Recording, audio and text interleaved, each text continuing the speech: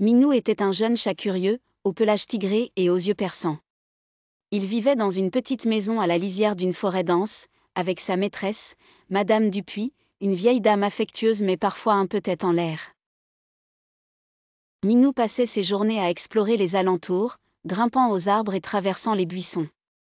Un matin, alors que Madame Dupuis était occupée à jardiner, Minou remarqua un papillon aux ailes éclatantes voler près de la porte. Attiré par le mouvement gracieux de l'insecte, il se lança à sa poursuite.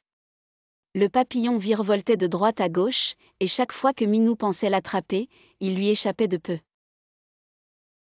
Le papillon mena Minou bien au-delà des limites usuelles de son territoire. Fasciné, le jeune chat n'avait pas remarqué qu'il s'était éloigné de la maison et qu'il se trouvait désormais au cœur de la forêt. Les arbres étaient plus hauts ici, et les ombres plus profondes. Soudain, Minou réalisa qu'il s'était perdu. L'excitation laissait place à un léger picotement de peur. Il regardait autour de lui, cherchant un repère familier, mais tout semblait étrange et inconnu. Il essaya de retrouver son chemin, se faufilant entre les fougères et gravissant les rochers.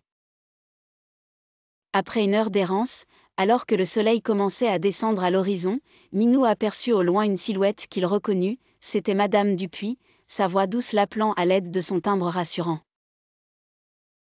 Elle était venue le chercher, inquiète de ne pas l'avoir vu revenir pour le déjeuner. Avec un grand soulagement, Minou courut vers elle, se frottant contre ses jambes avec un soupir de contentement. Madame Dupuis le prit dans ses bras, riant de sa mésaventure, et rentrèrent à la maison. Cette expérience apprit à Minou qu'être curieux avait ses limites et qu'il ne fallait pas s'aventurer trop loin de ceux qui veillaient sur lui. Le soir, bien calé sur les genoux de Madame Dupuis, il repensa à sa journée, les yeux mi-clos, rêvant déjà de ses prochaines aventures, mais cette fois-ci, plus proche de chez lui.